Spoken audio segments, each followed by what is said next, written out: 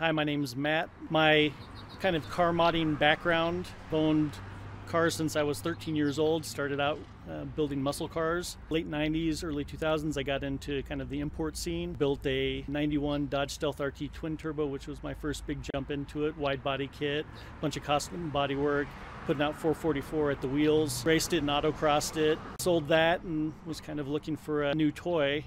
And that's when I found Montu Motors. The reason I wanted a Skyline was I was deployed to Afghanistan in 2011 with my Army Reserve unit, and my big plan when I got back was to save up enough money to buy a new 2009 GTR at the time.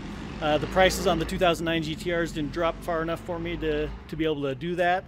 I realized that the 89 R32s were coming into legal compliance, and that was when I started looking. I've owned my car since they first became legal. It's been, I guess, about a year and a half now. Yeah, one of the things that I'm really proud about is knowing that my car was the first one to come across the Canadian border. It came across at 12:01, so 1 minute after they became legal, my car was rolling into the United States. And that's kind of an amazing little historical bit to have. It gives me a lot of pride and ownership. Sort of attention I get in this car, like I said, is pretty amazing. I daily drive it for the most part, fair weather daily drive. In the winter I've got a Jeep that I drive when the snow's really bad. But you feel like a rock star driving one of these cars. People follow you into parking lots. They're constantly giving you thumbs up and waving at you. You see the looks of shock. I think the most common question I get, is it real? The fact that my car's got the BR 324 kit on it really confuses people, because they'll see it from behind and they'll think it's a 32, and then they see it from the front and then they think it's a 34, and they're not really sure what it is. So I get tons of questions about that. I actually have people follow me to work all the time, and they're like, "Oh my God, you're a cop and you drive a GTR? That's awesome." So I think that's kind of cool too. Buying process through Montu Motors was flawless. It was super simple. I did all of my talking over the phone and via the internet initially, finding out details about the car. When I decided it looked like it was something I wanted to pick up, I got my money, got on a plane, flew down to Tampa. Montu Motors met me at the airport in the car, answered all the questions I had about the car, let me test drive it for pretty much as long as I wanted, and we sealed the deal that same day. Once I got back to Colorado, the process to get it registered was very simple. I brought in all of my paperwork that Montu Motors provided me, including the title from Florida. Did a complete title transfer. I was able to show the waiver from the EPA to my emissions people, and they stamped my title emissions exempt for Colorado, so I don't even have to worry about emissions on it if you're in Colorado. Since I've purchased the car, the only reliability issue I had was I popped the alternator on it. Actually did that on my drive home. So I was able to get the car back home safely.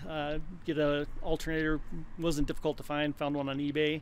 Had it next date out and had the alternator back in, and that's the only issue I've had with the car since then. That's it. When I first got the car here to Colorado, I ran into a Pep Boys I think it was when I was buying oil to do all my fluid change after the drive back from Florida. The car was still filthy because I had just gotten back into town, hadn't had a chance to detail it out. I pulled into the Pep Boys, ran in with my kids, and apparently a Subaru group was out doing just a drive, and there was probably 20, 25 Subarus in this group, and I came out and my car was surrounded. I had Subis parked all the way around in a big circle. And that turned into, I don't know, I was there for probably an hour and a half with all these Subaru guys that just wanted to crawl all over the car because they'd never seen one in person before.